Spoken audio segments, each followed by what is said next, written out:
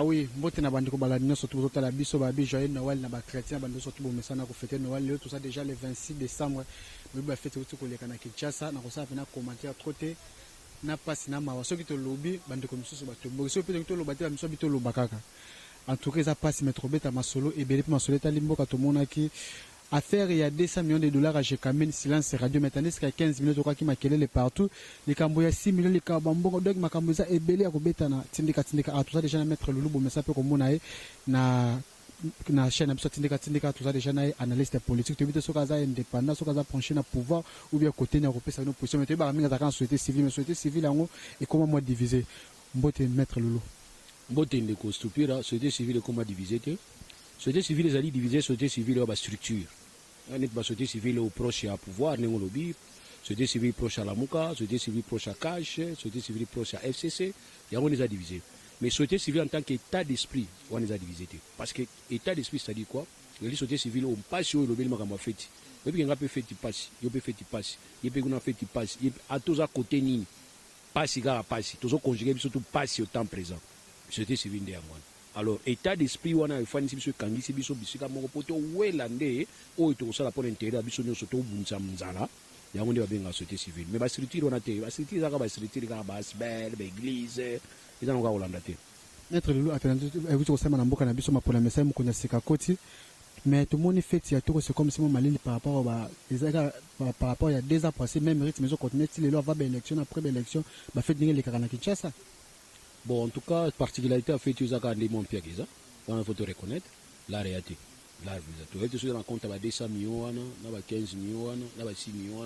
il y a un numéro son foanga. Mais en tout cas, franchement,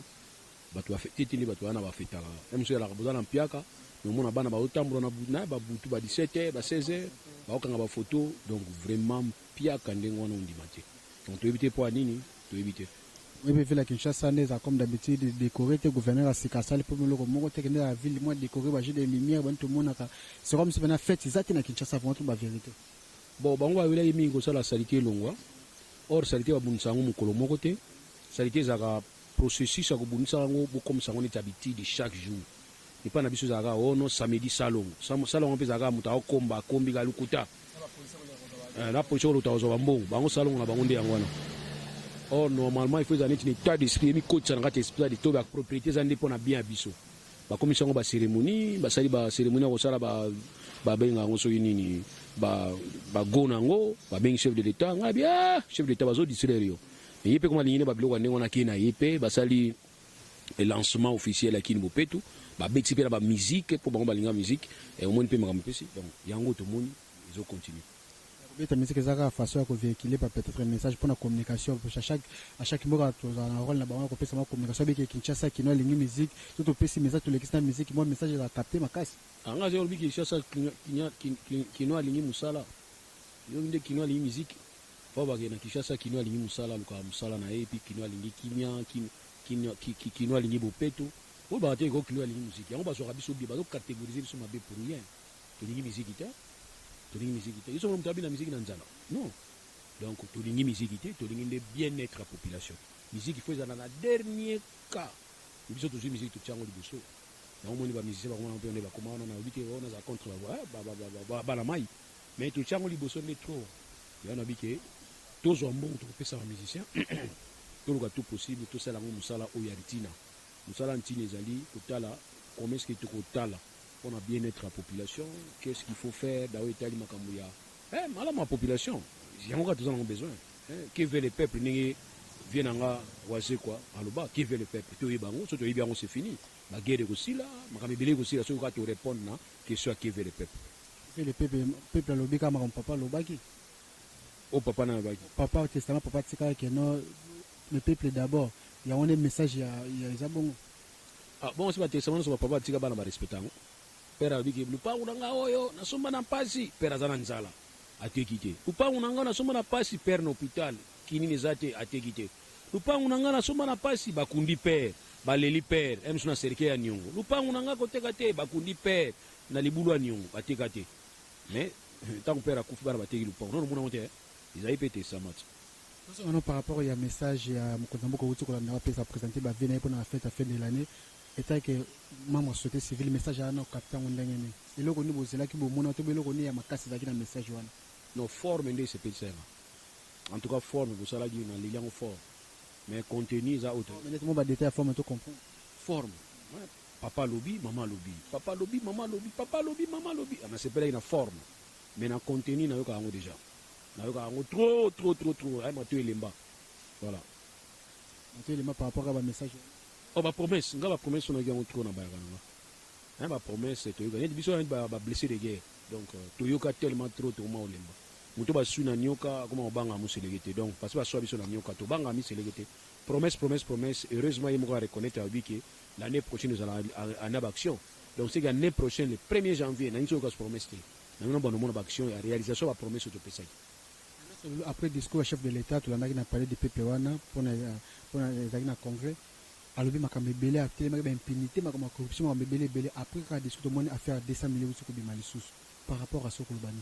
eya badiscours nani so badiscours ezaka badiscours donc discours eza discours na action ezaka vraiment défaussé yango moni chef d'état alobi ke année prochaine eza année action donc na comprendre que même ye moko abayi kopia badiscours donc année prochaine toza année action oyo elegaki bon moi je sais pas parce que nous voulons tous traiter donc omoni ke ye moko azocomprendre ke apesi biso bapromesse trop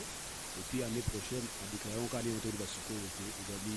année d'action donc naozela totala baction yango nde ezala epermettre biso tozala mingi na baproblème sur le mboka na biso par rapport à faire il y a 200 millions comme on a 15 millions à réseaux sociaux il qui partout c'est comme si moi à faire à 200 millions moi mali les exact moi trop par rapport à ça et où t'as la mise donc mali les exact biso na mboka na biso na deux amis il faut le bato osambisa biso na niveau osambisa bato na niveau ya ba réseaux sociaux donc likambo nyonso mpe ezwa solution bake na réseaux sociaux likambo nyonso po balandelango bake na réseaux sociaux donc totiki tobenga bainstrument réglementaire esalaka baenquête or normalement likambo mpe kutu malema aussi là on amona mabe na mboka na biso ya nini ebandi enquête lobongisi balelo bozwa solution kaka sikoyo or mosu ekenda malembe ti bokanga motu na loboko osala boyebi tozwi solution boye mais oyo yali ke ko kaka nano esila kaka sikoyo nde tozwi yango kaka sikoyo toyebaka verité sikoyo mabe place eza mingi yango otokenga baka mosu malembe yango moi todeviaka baraison todevie côté ya raison yali koke na zamba enquête yango suka malongo ezalaka te enquête soki ya jo kilo toyebaka suki nango te doselala kaka bondeko moko na londres abengana fonangabi eza journaliste esa d'investigation kilo toyebaka suki nango mpe toyeba enquête yango suki enquête adio eko atrache esalamaka adio kaka balégitime ya président même soki ekokomprendre te balaisa dernièrement motu asimbi chateau moko abiki paike bwatinga me yango wana vérité yango toyebi ke nyonso wana eza mawa donc c'est-à-dire nous voulons avoir des enquêtes barésultat baenquête sikoyo et puis tozosala baenquête te et puis makambo mingi etika na suspense or ndenge na malamu te or faut que mitima suka balogique te permettre biso bozala critiquer te mais oyo soki yali bokomi critiquer parce que ebandi likambo avec pompe à un certain moment mokoi na bino epuise bakasuki esika wana affaire ya 6 millions na mboka na ngai esalama wana eleli ya président faci na président kabila eloko nini mpena alivite koleka makambo wana justement population ya tomboki na bareseau sociaux kaka bango basedeside keno mbongo wana ezala bloke kaka parti bareseau sociaux bon na oyo etali makambo ya 6 millions ezalaki mwa folie de grandeur ezali neti mwa eloko moko boleti mwana lokoti mbongo alingali yango ndenge alingi sans koyeba zelobi balokotaka so mbongo te or so otali bie mboka na biso ya mboka oyo eza na badifficulté makasi eza mboka oyo tozoluka kolandaka malembe baaide oyo tozolukaka libanda moi personnellement je ne peux pas comprendre que ntango toluka mbongo mpo mbongo ekota na kese etolingi pas même au même moment todépense yango neti baodépense bana motu place na sekela kote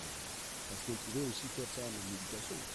alternance na bino so moniki yango ezali supérieur koleka constitution so moniki nini accord na bino yango ezali place accord to baka place ya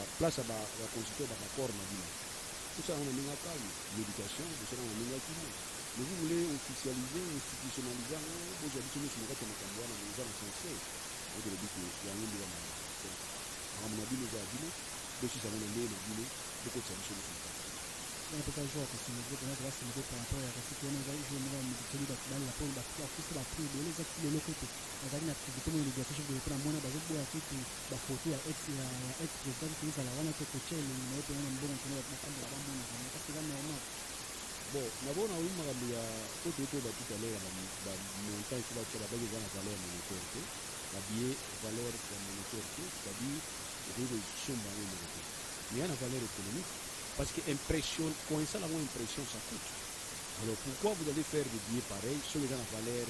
monétaire que il y a une valeur fiduciaire, il y a une valeur économique. Donc quoi ni de noter quand même, sur le noter quand même il y a une valeur. Aussi on dit que dans la valeur économique et valeur monétaire que tant que vous imprimez pour kabela ngo batu. Tant que vous kabela ngo batu pesa kana valeur parce que à ce moment-là écoutez ça na coup. Dans les problèmes. Na wewe tellement comme ya oyo tulinga tout à l'heure ya question tulinga je vois le fait que je vais se battre le droit de ba coup normalement fait ya bango. Ko bango ba fait. C'est ce que vous avez fait na bango, pour rien ande na biso. Ni tu moni la première fois que Noël a sika oyo ba musulman na ki aujourd'hui, ba yo c'est la ensemble na ba chrétien. To ba forcer ba musulman to, ils a fait na bango. Ina mboka na so watu walinga na biso na bakamuna bango. Une manifestation taliban, l'article 26, alinéa tout. Maître Loulou, tout ça qui est mission par rapport à la réaction vite fait, mais Maître Loulou, polémique, moi je crois que par rapport à la propos et à la musique, dans le bail qui est non, guerre et avant les autres, il faut qu'on s'attaque à Rwanda Mbalamoko. Moi, il qualifie par rapport à ça. Bon, au fait, musique, à l'objet du tambour, la gauche, la cancer, là, on dirait moi aussi, à parler, là, c'est le souci de la bain, la canne, le mot sur talo fiction ni sur ba yo kana sa baraki ka de mon musique donc au bato ko ba te ya le voilà parce que ce qu'elle bien pour na isa besoin de la bonne il y a démocratie qui sont dans le par rapport à ninga mo ni mbo za biso ni on a ligne de conduite qui est là en tout pour la mobilité ils a droit ils a politique ils a démocratie donc nous faut dans la vie na vie en wateza oyo mo nyango ba zoba meza ya yi ndinga lo baki wana ki ba ta to rwanda yimta. Mais il y a aussi un moyen. On a aussi une question, est-ce qu'on a un moyen? Bon, on a un chapitre sur le Liki, qui va se aller, sur la commando, tout qui est. Parce que le loco attaqué Rwanda n'a main libre. Ils ont malade. Pourquoi ils ont malade? C'est parce que Rwanda a attaqué du saut, a joué une armée rwandaise. A utilisé la force négative.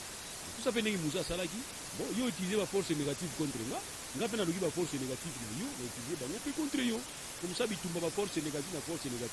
ba continue ko bunda yo na biki ponanga muzito azana oya yere zo azike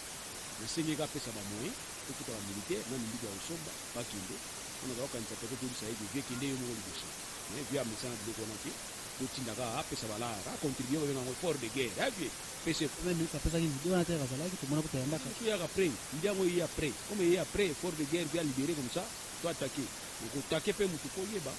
keba lio afandi yo bika ko yo bete nzete keba ko bangela yo donc yango to biki ko yeba mais pour na batu mususu ba biki il faut qu'il y ait une approche diplomatique. Or le lo Félix Tshisekedi va s'avancer déjà. Donc na place Félix avancer déjà opinion ya ba grande puissance. Opinion c'est dit quoi? Batu makancha batu ba grande puissance, ba américain, ba européen, bazali ko tala nini zone kana Congo na Rwanda. So